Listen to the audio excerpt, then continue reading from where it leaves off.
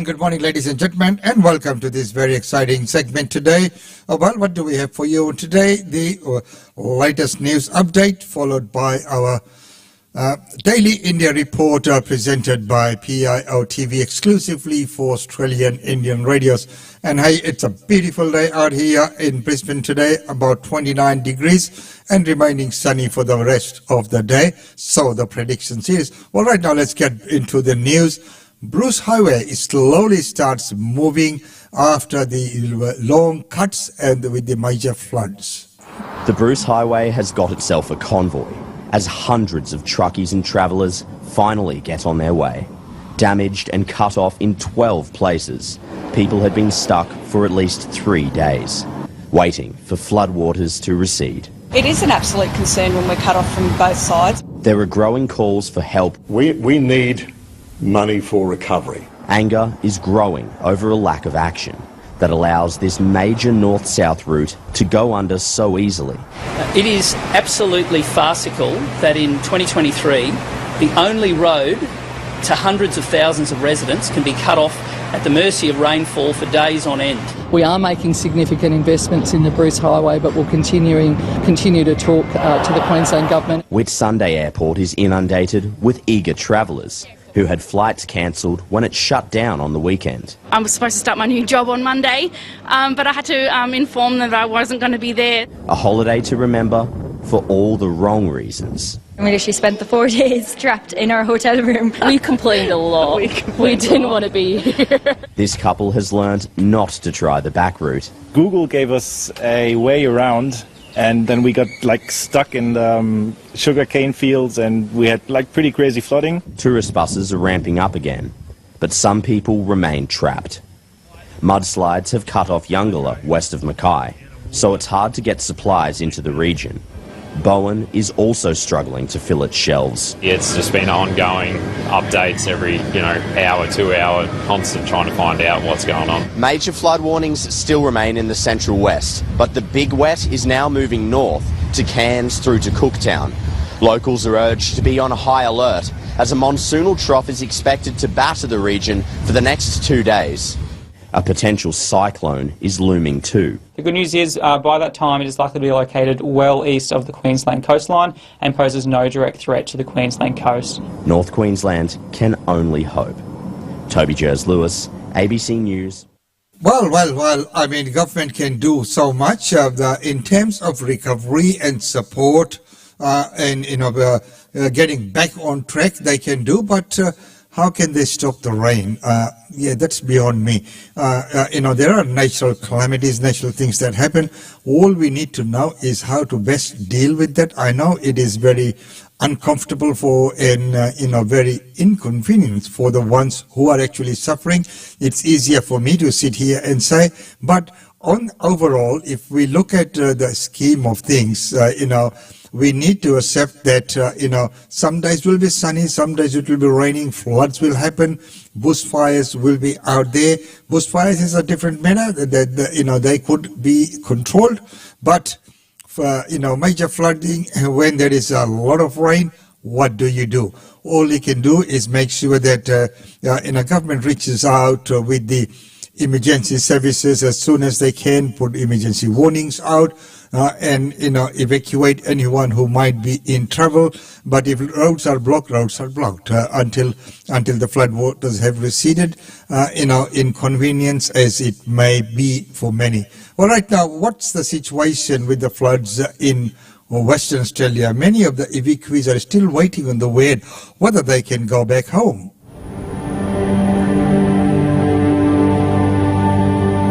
Almost 300 people were evacuated when floods swept through the central Kimberley. It's already one of the most isolated regions in Australia. Now large sections of the only major highway have been wiped out, leaving some communities completely cut off by road. So we'll go to Nanga, and then someone need to go Kingstown. Around 150 people have ended up here, in the small port town of Derby. On a steamy morning on the main drag of town, Trevor Menmuir is doing his rounds. A youth worker by trade, he is now helping the evacuees. To come off your community, your hometown, your country, I put myself in that position and I'd be devastated. Today's highlight, a visit to the local op shop, which is helping provide free clothes. We came with a helicopter by emergency. Yeah. What was it like? How did you feel? Oh, it felt real good, but I was tired. Yeah. It's been 4 days since these elders were evacuated to motels more than 200 kilometres away from home. No, we didn't have any more news about our place. Yeah. I don't smoke, sorry. We don't smoke.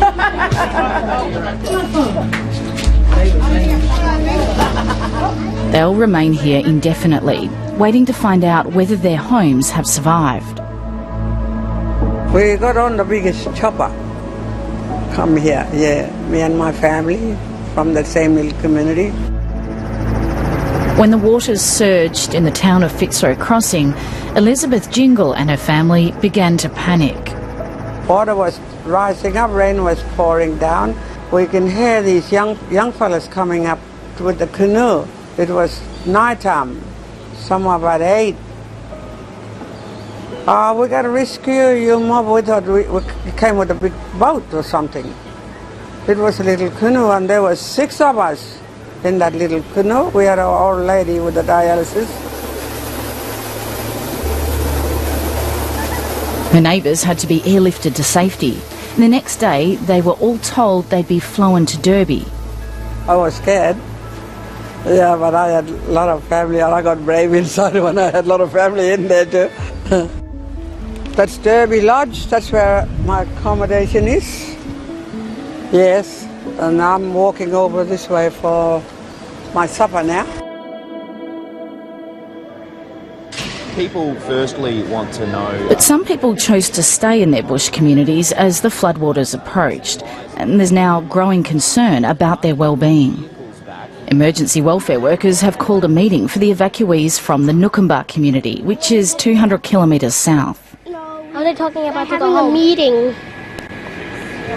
Should we go listen? Yeah. I've just stepped out of the meeting. It's been organised by the Department of Communities and staff from the Red Cross. I was told that I could sit in the back but not film the proceedings. The reason for the meeting is concern about rumours swirling about anxiety back at Nookamba and some families actually trying to escape travel through the floodwaters because they're so anxious and wanting to get into town. So there's obviously a lot of concern about that situation. The water went up the gate. Up to the gate, I meant to say. It's not just Aboriginal communities affected. Camballin's a little town, I think 8 permanent residents, and when school's back on and nurses are out here, the town usually swells to about 50 people. Penny Gross is driving an hour and a half south to Camballin to see her partner Robert's house for the first time since the floods. Nobody expected it to peak as high as it did.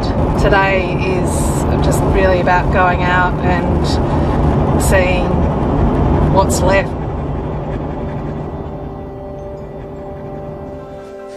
Her partner Robert Reid has lived here for 20 years.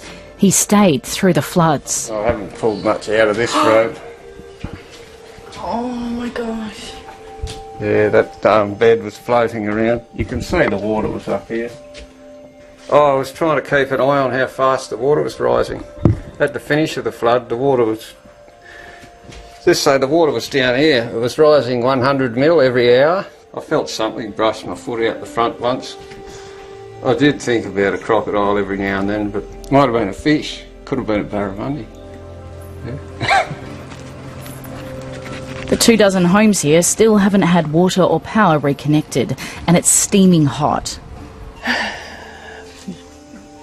How it's affected the whole little town. It was such a peaceful, quiet little town. Normally we'd be out fishing at the moment in the tinnies or scurfing or having a nice relaxing weekend, but you've just always got this devastation in the back of your mind about what's happened, how it's happened, what needs to happen. The great country Australia, of course, we know one of the things that we have in Australia is lots of flat land. So, on flat lands, whenever it rains, it's not got anywhere to go. So it always ends up with flooding. And if you look at some of those remote communities and the areas, people live a pretty hard life. It's not easy. It's not easy living in those conditions, especially when it's as hot as it gets there, and those rains, as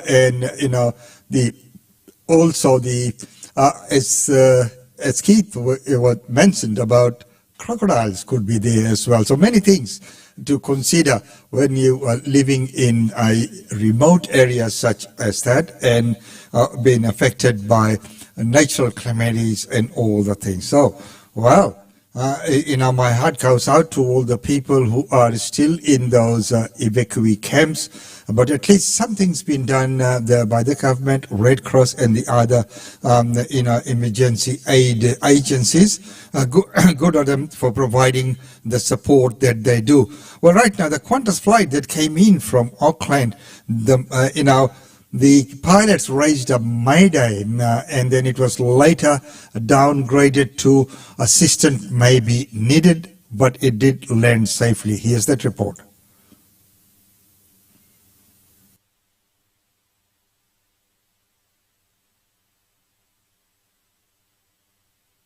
And a safe landing it did, and we have seen all sorts of reports, and we've also seen the damage that was done to the engine, but well done by the air crew. And of course, the team on board would have been advised and trained for a situation like this. And I can just imagine how scary it might have been for everyone on board. So, well done, and happy to hear everyone's safe and sound and that the plane did land safely. Now, on the other hand, we talked about this, the food situation in Australia, especially the produce, the fresh produce, and the shortage of that because of the climate, and of course the rains and other things. So, of course, we saw the shortage of potatoes the other day. And we looked at a report on how people are pinching other people's, veggie gardens being raided, whole crops being taken away, fruits being plucked away without the owners knowing. It's all leading to empty sheds of many farmers. It's a hot and dry day on Alex Peacock's farm at Timmering, north of Bendigo. Last year's flood may be a distant memory, but his ravaged paddocks are a daily reminder. We've made no really good quality hay for the year. Across northern Victoria, harvest is wrapping up more than a month later than usual, and flood-impacted farmers are counting their losses. Our income's about 40% down on what we're expecting to get. So that's obviously, for any small business, that's a big hit. And crop losses are just one issue. Transport networks are also damaged. The floods have really impacted in a major way, to the point where our roads in places are unsafe. Alistair Gibson lost all of the crops he was growing to feed his cattle. They had to figure out how to feed the cows for the next 12 months until next year's crops come through. He's replaced his lost crops with sorghum and corn, but now he's facing rising costs. Good Google, aren't you? Fertiliser's gone nuts, fuel's gone bananas, power, we use a fair bit of power, it's all gone up. Despite the challenges the floods have presented, farmers are hopeful this year will continue to get better. In another couple of months we'll be putting in next season's crop. And I'm always optimistic at that point. At that point, the glass is definitely half full. Recovering from disaster, one step at a time. Sarah Lawrence. One step at a time, and that is the best way to recovery, or the only way to recovery. You cannot just, do it any other way. a step at a time, slowly, as long as it's in the right direction, you will always reach your destination or your goal. But once again, it is pretty hard, and it takes a special kind. Even though there must be, there may be money in farming and things like that, if done properly, but it is hard yakka. We must admit that it is hard yakka, living off the land and doing what they do. Once again, really heart goes out to all those people, all the farmers. If you are having food on the table and if you have some fresh food on there, thank a farmer every day. Never forget the farmers that you are eating just because they did the hard work. Yes, you would have paid a price at the supermarket to get your share of the veggies on the table, but that's a small price to pay for the hard work that goes in behind the scenes to bring that produce to your table. Ladies and gentlemen, right now it's time for our Daily India Report. Welcome to the Daily India Report that brings you reports, interviews, features and more on India and the Indian diaspora.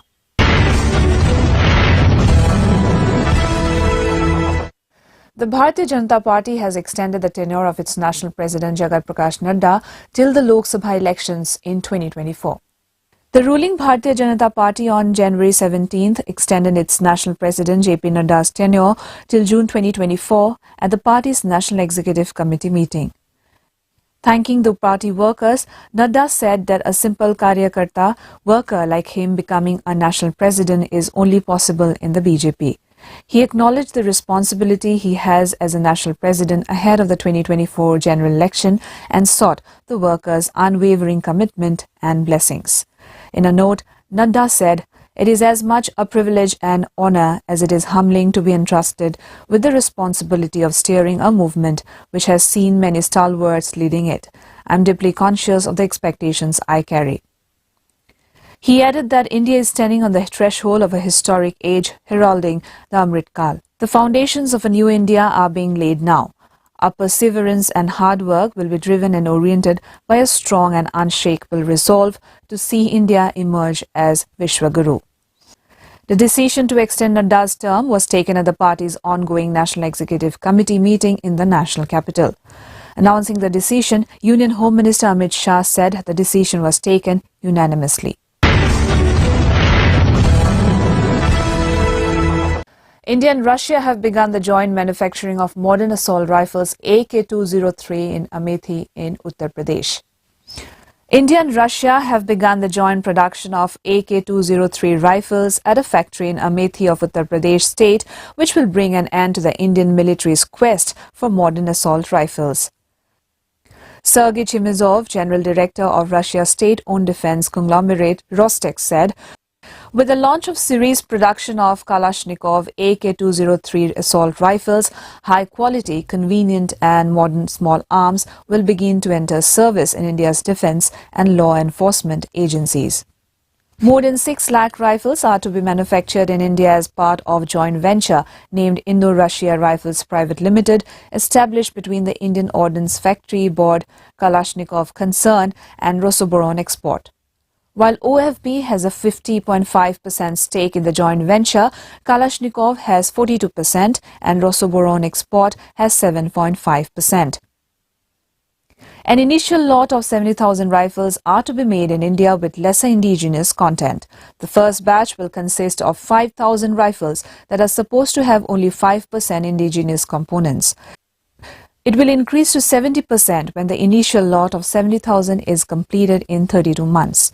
India and Russia had inked an agreement in December 2021 for procurement of 6,01,427 7.63 39mm AK-203 assault rifles through Korwa Ordnance Factory in Uttar Pradesh's Amethi district, inaugurated by Prime Minister Narendra Modi in 2019. Rostec's statement also said that Russia and India will continue to implement military technical cooperation projects.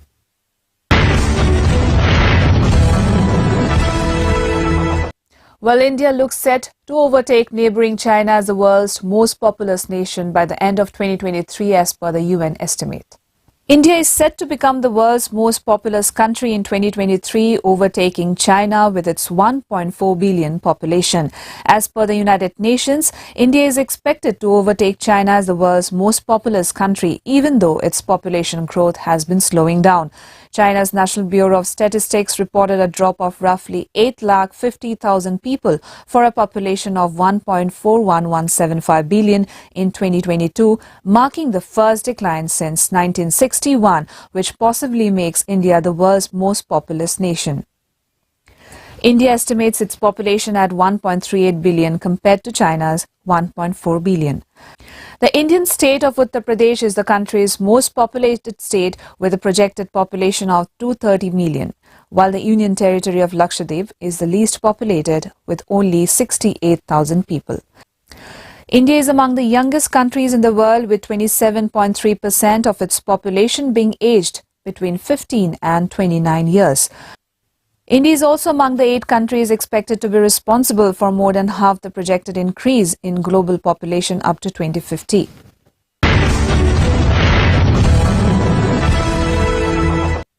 Google has signed a new 28-year lease deal for a massive data center to be developed in Maharashtra's Navi Mumbai region.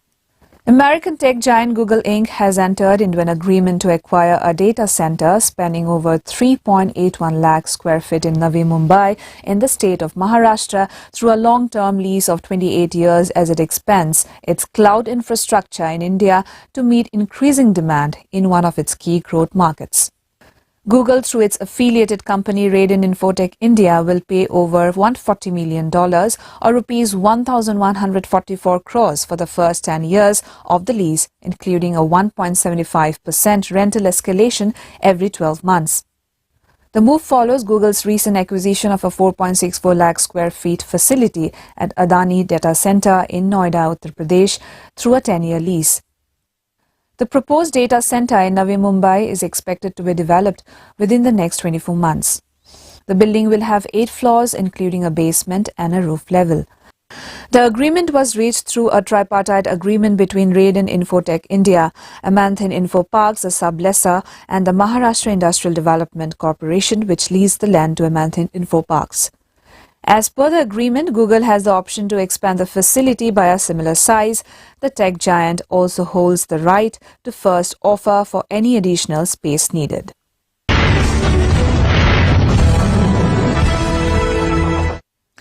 Moving on, severe cold wave conditions will bring in rain and heavy snowfall in the state of Himachal Pradesh as most places in the state remain under sub-zero conditions.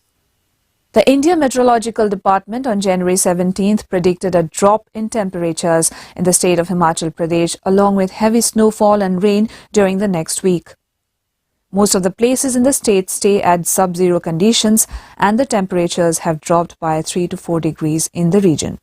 The IMD has forecasted heavy snowfall and rain during the next week in the state. No major changes in weather are expected in the next 48 hours. The rain and snowfall will continue after January 19 in most places in the state, including Shimla. Keelong in Lahaul Spiti recorded the lowest minimum temperature of minus 11 degrees Celsius. The temperature is expected to drop further in the coming days. There is another strong western disturbance expected between 22 and 26 January in the region. The Met Office in its prediction said that there will be dense fog at isolated places in Una, Bilaspur, Kangra, Solan and Mandi till January 23. Thick ground frost is likely in Hamirpur, Una, Sirmaur and Bilaspur, while thunderstorms and lightning may occur at isolated places in the plains, lower and mid-hills on January 20th and 21. A fresh western disturbance is predicted to affect the western Himalayan region from January 20th and the adjoining plains from January 22nd. People in most parts of the state reel under a severe cold wave as night temperatures remain 2 to 4 degrees below normal. The mercury was 12 to 16 degrees below freezing point in the high-altitude tribal areas, higher hills and the mountain passes and hovered around freezing point at most places in the plains and the mid-hills. After the recent snowfall, nearly 115 roads are still closed due to snowfall in the state.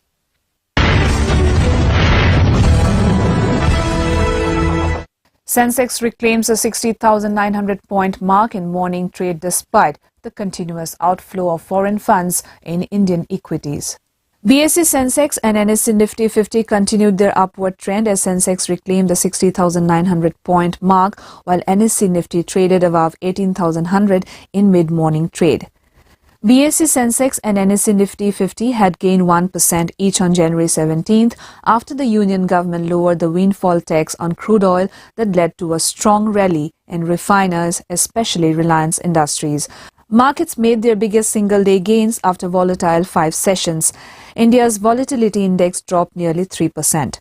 Sensex rose by 562.75 points or 0.94% to settle at 60,655.72 while Nifty 50 jumped by 158.45 points or 0.89% to end at 18,053.30. Well, viewers, T-Series has launched the trailer of Zahan Kapoor's debut film, Faraz. The film is based on the terror attack in Bangladesh in July 2016. The trailer of director Hansal Mehta's latest thriller, Faraz, was released by T-Series on January 16th. Faraz marks the debut of Zahan Kapoor, son of Kunal Kapoor and grandson of late actor Shashi Kapoor. The 2-minute-plus trailer begins with a glimpse of customers enjoying their meals at the Holy Artisan Cafe in Dhaka, Bangladesh on July 1, 2016. Zahan also features in the trailer as one of the customers. As people enjoy a quiet meal in the evening, several terrorists barge in and shoot people randomly. Aditya Rawal is seen as one of the terrorists in the trailer. Faraz was a 20-year-old who was murdered in the 2016 attack. He was the grandson of Latifur Rahman. As the police make plans for an attack, Zahan is seen saving children and fighting with the terrorists inside the cafe. The trailer ends with Zahan being pushed by Aditya's character and asking what he wants. He replies, "I want my Islam back from people like you."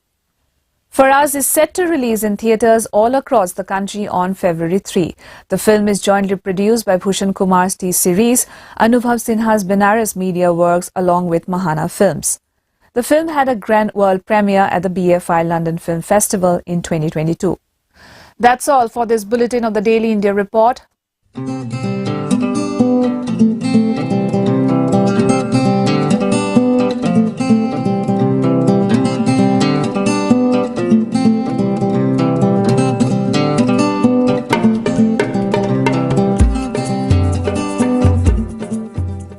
Excellent reporting there, Chandrakala Chaudhary, and you're doing a wonderful job, as I mentioned before. Well, so ladies and gentlemen, that's about all we have time for you in this segment. It's been wonderful having your company. Enjoy the rest of your Thursday, the 19th of January, at the time of this broadcast. Until tomorrow, it's goodbye from us. Remain safe. I know that we have now gone into the green zone as far as the COVID restrictions are concerned right here in Queensland, but always take care and act responsibly.